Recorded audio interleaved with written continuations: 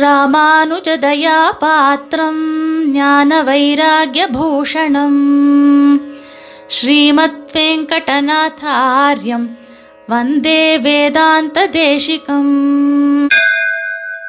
ஸ்ரீமதே ராமானுஜாய நமஹ. அனைவருக்கும் சுப்பிரபாதம். இன்றைய தேசிகன் நிர்வாகத்திலே நாம் பார்க்க இருக்கும் விஷயம் திவ்ய தேச வாசம் என்பது. இதை பற்றின சுவாமி தேசிகன் சீசுக்தி, வன்மையாவது உன் கோயிலில் வாழும் வைஷ்ணவன் என்னும் வன்மை என்று சொல்லுகிற பகவத் விஷய வாசாதிகளுக்கும் தன் பக்கலிலேயாதல், பிறர் பக்கலிலேயாதல், முன்பேயாதல், பின்பேயாதல் உபாய துவக்குண்டு என்பதாக. அதாவது வைஷ்ணவர்களான நாம் எல்லாரும் எந்த இடத்திலே வசிக்க வேண்டும் என்றால் சுவாமி தேசிகன் 2 பதில் சாதித்திருக்கிறார். ஒன்று, பெருமாள் எழுந்தருளி இருக்கக்கூடிய திவ்ய தேசங்களிலே நாம் வசிக்க வேண்டுமாம். இரண்டாவது, அதைவிட முக்கியமானது என்னவென்றால் பாகவதர்கள் இருக்கக்கூடிய தேசங்களிலே நாம் வசிக்க வேண்டும் என்பது. இதை பல இடங்களிலே தேசிகன் சாதித்திருக்கிறார். குறிப்பாக திவ்ய தேசங்களிலே நாம் வசிக்க வேண்டும் என்பதற்காகத்தானே பல திவ்ய தேசங்களை ஆழ்வார்கள் எல்லாம் நமக்காக காட்டி கொடுத்திருக்கிறார்கள்.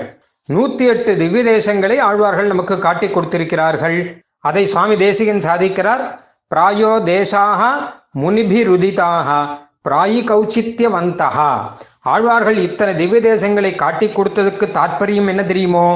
அந்தந்த இடங்களில் நீங்கள் போய் வாசம் செய்ய வேண்டும், உங்களுக்கு வசிக்க ஏற்றதான இடமாக இருக்கும், ஏனென்றால் எம்பெருமான் சந்நிதியாக இருக்கும் என்பதாக ஆழ்வார்கள் காட்டி கொடுத்தார்களாம். பெருமானை சேவித்துக் கொண்டு சௌக்கியமாக நாம் அங்கே வாழ்க்கையை நடத்தி கொண்டு இருக்கலாமே என்ற தாற்பயத்திலே தான் கோயில் இருக்கக்கூடிய திவ்ய தேசங்களை ஆழ்வார்கள் காட்டி கொடுத்திருக்கிறார்கள்.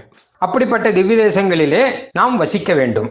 இதை பற்றி பெரியாழ்வார் ஆச்சரியமான ஒரு பாட்டு ஒன்று அருளி செய்திருக்கிறார். நன்மை தீமைகள் ஒன்றுமறியேன் நாரணா என்னும் எத்தனையல்லால் புன்மையால் உன்னை புள்ளுவம் பேசி புகழ்வான் அன்று கண்டாய் திருமாலே.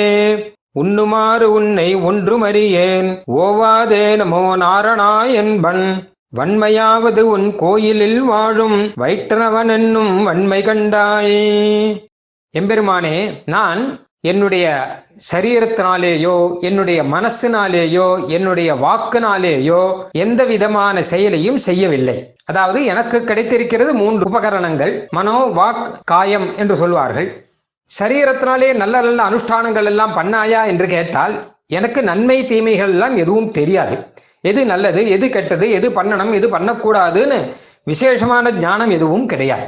சரி வேண்டாம், வாக்கினாலே ஓயாமல் ஸ்தோத்திரங்களை சொன்னாயா என்று சொன்னால் ஏதோ சிறுபிள்ளைத்தனமாக உன்னை குறித்து ஸ்தோத்திரங்கள் செய்யக்கூடிய பாங்கெல்லாம் எனக்கு எதுவும் கிடையாது, அதையும் விட்டுவிடு. சரி வேண்டாம், மனசாலே நீ தியானம் பண்ணாயா என்று கேட்டால் அதெல்லாமும் எனக்கு எதுவும் தெரியாது, மனசாலேயும் நினைக்க மாட்டேன். நான் எனக்கு தெரிஞ்சது ஒன்றுதான், நமோ நாராயணா நமோ நாரணா என்று சொல்லிக்கொண்டு உன்னுடைய திவ்ய தேசத்திலே இருந்து கொண்டிருக்கிறேன் அப்படின்னார். பெருமாள் சொன்னார், உடலினாலும் உள்ளத்தினாலும் வாக்கினாலும் எதுவும் செய்யாத நீ எந்த பலத்திலே என்னிடம் வந்து இதை கேட்கிறாய் என்று கேட்டால் அதற்கு தான் பெரியாழ்வார் பதில் சொல்லுகிறார். வன்மையாவது உன் கோயிலில் வாழும் வைஷ்ணவன் என்னும் வன்மை கண்டாயே என்பதாக. எனக்கு ஒரு பலம் இருக்கிறது, உன்னுடைய ஊரிலே இருக்கக்கூடியவன் நான், உன்னுடைய தேசத்திலே வசிக்கக்கூடியவன் நான், இதுவே என் பெரிய பலம்.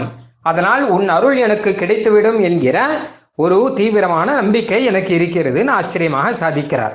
அதாவது மனுஷர்களான நாமெல்லாம் கூட ஒரு விஷயம் கவனிக்கலாம். நம்ம எங்கேயாவது வெளியூர் போனோம் அப்படின்னு வச்சுக்கோங்க. அப்போ நம்ம ஊரை சேர்ந்தவாறே யாராவது ஒருத்தர் அங்கே வந்தார்னா உடனே நமக்கு ரொம்ப சந்தோஷமா இருக்கும். நான் ஸ்ரீரங்கம், ஓ நீங்களும் ஸ்ரீரங்கமா, அப்படியா, ரொம்ப சந்தோஷமே அப்படின்வோம். வெளியில சந்திக்கும் போது கூட நம்ம ஊர்காரலா இருந்தால் மனசு ஆனந்தப்படுகிறது. அதே மாதிரி எம்பெருமானுக்கு தன் ஊரை சேர்ந்தவர்களை பார்த்தால் விசேஷமான அனுகிரகம் பிறக்குமா.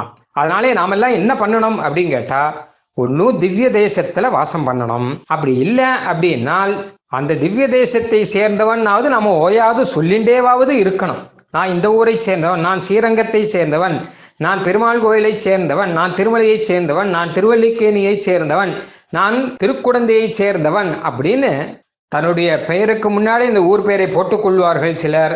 அப்படி இல்லாட்டா கூட அந்த ஊர் அப்படின்னு சொல்லிக்கலாமாம். இதுவே நமக்கு ஒரு பெரிய பலம். இதை ஸ்ரீமத் ராமாயணத்திலே பவத் விஷயவாசினஹா என்று ரிஷிகள் எல்லாம் தெரிவிக்கிறார்கள். தண்டகாரண்யத்தில் இருக்கக்கூடிய ரிஷிகள் எம்பெருமான் கிட்ட பிரார்த்திக்கிறார்கள், நாங்களெல்லாம் பவத் விஷய வாசினா, உங்க ஊர்ல வசிக்கிறவர்கள். விஷயம் அப்படின்னு அங்க ஒரு பதம், அழகான சம்ஸ்கிருத பதம் இருக்கிறது. அதுக்கு ஆங்கிலத்திலே சப்ஜெக்ட் என்று சொல்வார்கள், தமிழிலே குடிமக்கள் என்று சொல்வார்கள். நாங்கள் உன்னுடைய குடிமக்கள், அதாவது நீ அயோத்தியா தேசத்து அரசகுமாரன் அல்லவா, உன்னுடைய குடிமக்களாக நாங்கள் இருக்கிறோம், அதனால் எங்களை ரட்சிக்க வேண்டும் என்கிற அர்த்தத்திலே அங்கே வந்திருக்கிறது. தேவயம் பவதா ரக்ஷியாக பவத் விஷய வாசினஹா.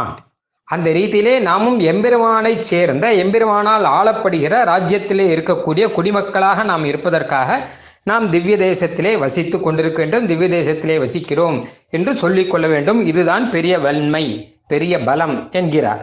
ஆனால் இது எப்படி பலமாகும், இதுல என்ன பலம் இருக்கு என்று நமக்கு ஒரு சந்தேகம் வரும். அதற்கு தான் தேசிகன் இங்கே பதில் சாதிக்கிறார். முன்பேயாதல் பின்பேயாதல் உபாயத்துவக்கு உண்டு என்று ஆரம்பித்து விரிவாகவே சாதிக்கிறார். அதாவது என்ன கேட்டா, திவ்ய தேசத்துல நாம வசிச்சுட்டே இருந்தோம்னா, பெருமாளோட சேவிச்சுட்டு அப்படியே இருந்தோம்னு வச்சுக்கோங்க, அப்ப பெருமாளே நமக்கு கதி அப்படிங்கிறது நமக்கு நன்னா மனசுல புரிய ஆரம்பிச்சிடும். இது திவ்ய தேசத்துல பெருமாளோட இல்லாமல் தனியா இருக்கோம்னு வச்சுக்கோங்க, அப்ப என்ன புரியும் கேட்டான்னா, குழந்தையா இருக்கச்சா அம்மா அப்பா தான் கதி அப்படின்னு புரியும். இன்னும் கொஞ்சம் பெரியவனா அப்புறம் ஒரு வேலை கிடைச்சதுன்னா, அப்ப வேலை கொடுத்த எஜமானன் இருக்கானோ இல்லையோ, பாஸ், அவன் தான் கதி அப்படின்னு தோணும். அதுக்கப்புறம் கல்யாணம் எல்லாம் ஆச்சுன்னா மனைவி தான் கத்தின்னு தோணும், இல்ல மனைவிக்கு கணவன் தான் கதி அப்படின்னு தோணும். இன்னும் கொஞ்சம் வயசானப்புறம் என்ன தோணும்னா, நம்மளுடைய மகன் மகள் இவர்கள் தான் நமக்கு கதி அப்படின்னு தோணும். இன்னும் கொஞ்சம் வயசாச்சுன்னா அதுக்கப்புறம் டாக்டர் தான் கத்தின்னு ஆகும், அதுக்கப்புறம் நர்ஸு தான் கத்தின்னு ஆகும், அதுக்கப்புறம் வாத்தியார் தான் கத்தின்னு ஆகும். இப்படியெல்லாம் மாறிடும். இதெல்லாம் எதுவுமே நிரந்தரமான கதி இல்லை. ஆனால் இதே திவ்ய தேசத்துல வாசம் பண்றவாளை கேட்டு பாருங்கோ, அவர்கள் அழகாக சொல்வார்கள், எனக்கு எம்பெருமான் இருக்கிறான், அவனே எனக்கு கதி, ஸ்ரீரங்கநாதனே எனக்கு கதி, பேரொருளாள பெருமானே எனக்கு கதி, தெய்வநாயகனே எனக்கு கதி அப்படின்னு அவர்கள் வாய் ஓயாமல் அதையே சொல்லிக் கொண்டு ஆனந்தமாக நிம்மதியாக இருப்பார்கள். அந்த ஒரு நிலையை எம்பெருமான் நமக்கு கொடுத்து விடுவான். அந்த ஒரு மனோநிலையை எம்பெருமானே கதி என்பதை நமக்கு புரிய வைத்து விடுவான். அதை புரிந்த உடனே நாம் என்ன பண்ணுவோம் கேட்டா, எம்பெருமான்கிட்ட போய் சரணாகதி பண்ணுவோம். அப்போ ஒரு கதி இல்லாம ஒரு நிலையை வரும்போதாவது அவனை புரிந்து கொண்டு, அப்பா உன்னை நான் புரிந்து கொண்டேன், நீயே தான் எனக்கு கதி, இந்த ஆத்மாவை எப்படியாவது நீ கடை தேற்ற வேண்டும் என்பதாக எம்பெருமானிடம் பிரார்த்திப்போம். அதற்காக ஆச்சாரியனிடம் சொல்லி சரணாகதி எல்லாம் நாம் செய்து கொள்வோம். ஆக நம்மை சரணாகதியிலே மூட்டக்கூடிய ஒரு பலம் எம்பெருமானுக்கு, அந்த திவ்ய தேசத்து எம்பெருமானுக்கு இருக்கிறது. ஆகையால் அங்கே நாம் இருக்க வேண்டும். இல்ல சரணாகதி ஆயிடுத்துன்னு வச்சுக்கோங்க, அதுக்கப்புறமும் திவ்ய தேசத்துல இருக்கணுமா. ஏன் அப்படின்னு கேட்டா, அப்பதான் அந்த கைங்கரியத்தில் ருச்சிங்கிறது வரும், அப்பதான் அந்த சரணாகதியினுடைய பெருமை புரியும். எம்பெருமானே நமக்கு எப்படி கதியா இருந்தான், அந்த எம்பெருமான் இனிமே நமக்கு எப்படி கதியாக இருக்க போகிறான் அப்படிங்கிற விஷயங்கள்லாம் ரொம்ப ஆச்சரியமா நமக்கு புரியுமாம்.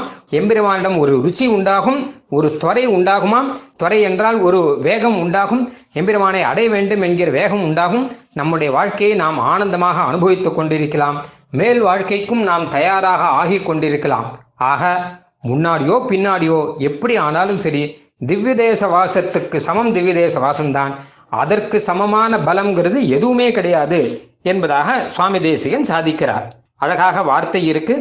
பிரபத்தியிலேயாதல் மூட்டியும் உத்தரோத்தர உபஜயத்தை பண்ணியும் கைங்கரிய அபிவிருத்தியை உண்டாக்கியும் உபகாரமாம்னு இத விஸ்தாரமாக சாதிக்கிறார். அந்த ரீதியிலே நாமும் பெரியாழ்வார் அருளி செய்த ரீதியிலே வேறு பலம் எதுவும் கிடையாவிட்டாலும் நாம் எம்பெருமானுடைய திவ்ய தேசங்களிலே வசித்துக் கொண்டு அந்த பலத்தை பெற்று உய்ந்து போகலாம் என்பது இன்றைய விஷயத்தின் சாரம். ஸ்ரீமதே நிகமாந்த மகாதேசிகாய நமஹ.